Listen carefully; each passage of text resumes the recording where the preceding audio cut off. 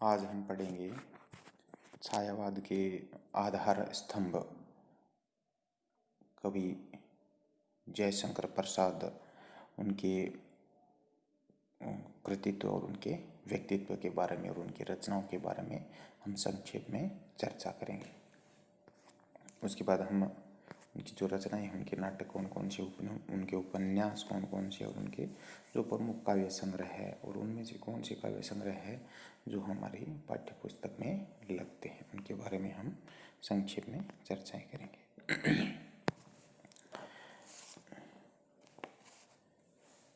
जयशंकर प्रसाद का जन्म 1889 में और उनका देहावसान 1937 ईस्वी में हुआ।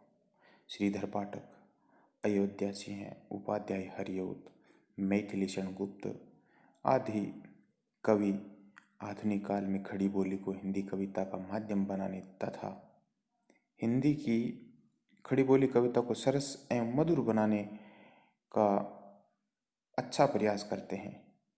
तथापि हिंदी कविता की परंपरागत इतिवृत्तात्मकता को तोड़कर छायावादी काव्यधारा की सर्वथा नई भावभूमि खड़ा करने का प्रवर्तन पूरी प्रौढ़ता, गंभीरता, शालीनता एवं गूढ़ता के साथ जयशंकर प्रसाद ही करते हैं। छायावादी काव्य के सबसे महत्वपूर्ण स्तंभ जयशंकर प्रसाद का जन्म 1889 में हुआ था। व्यक्तित्व एवं पारिवारिक कठिनाइयों के कारण प्रसाद जी का व्यक्तित्व अंतर्मुखी जरूर बन गया, किंतु उन्होंने संस्कृत, अंग्रेजी, हिंदी तथा उर्दू साहित्य एवं भारतीय इतिहास का गहन अध्ययन किया।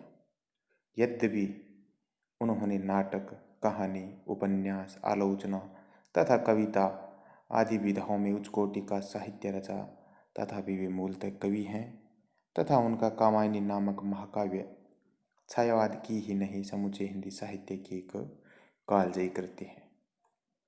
इससे छायावाद की सभी प्रवृत्तियों का संघात हमें पूरी प्रखरता और कल्पनाशीलता के साथ मिल जाता है। एकमात्र उनकी कृति छायावाद में इसमें कामायनी में ध्रुव स्वामिनी, स्कंदगुप्त, चंद्रगुप्त आदि नाटक देखकर वे हिंदी में नाटक की परंपरा को समृद्ध करते हुए हमें दिखाई देते हैं तथा अपने नाटकों में वे भारतीय इतिहास में उन कारणों को खोजने का प्रयास करते हैं जिनसे भारतीय समाज कमजोर बना है।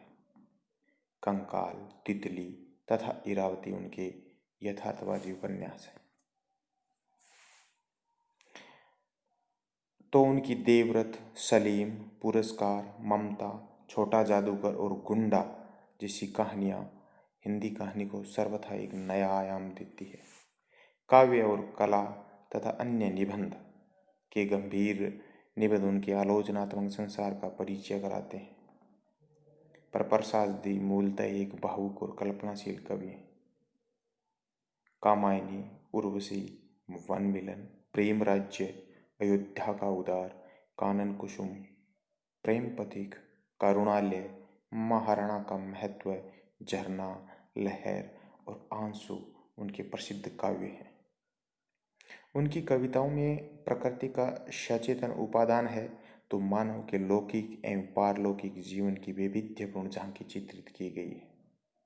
उन्होंने अपने काव्य में अनुभूति, समरसता तथा प्राकृतिक सौंदर्य के चित्रण में तथा इदम का असफल एवं सार्थक समन्वय करने का प्रयास किया है।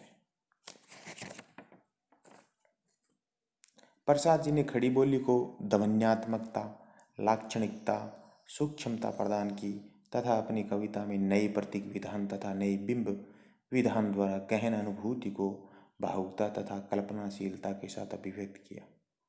अभिव्यक्ति के सूक्ष्म तथा कल्पनाशील उपादान खोजने में प्रसाद की प्रतिभा अप्रतिम है, इसलिए उनका काव्य इस युग का श्रेष्ठतम काव्य है।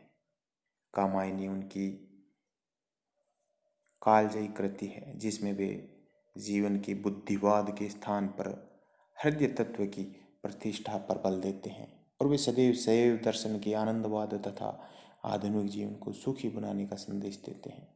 उन्होंने अपने काव्य में भारतीय संस्कृति तथा राष्ट्रीय भावनाओं को प्रतिपादित किया है, किंतु उनका पादन अत्यंत सूक्ष्म एवं कलात्मक है।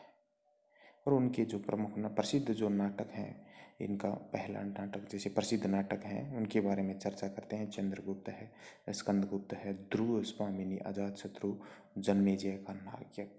और उनके उपन्यास हैं कंकाल है, तितली और इरावती। और काव्य संग्रह कामायनी, उर्वशी, वन मिलन, प्रेम राज्य, कानन कुसुम, अयोध्या का उद्धार, करुणालय, झरना, आंसू और लहर। और हमारे जो पाठ्यक्रम है और हमारे पाठ्यक्रम में उनका काव्य आंसू और लहर है। हम इनके बारे में अगली वीडियो में चर्चा करेंगे। धन्यवाद।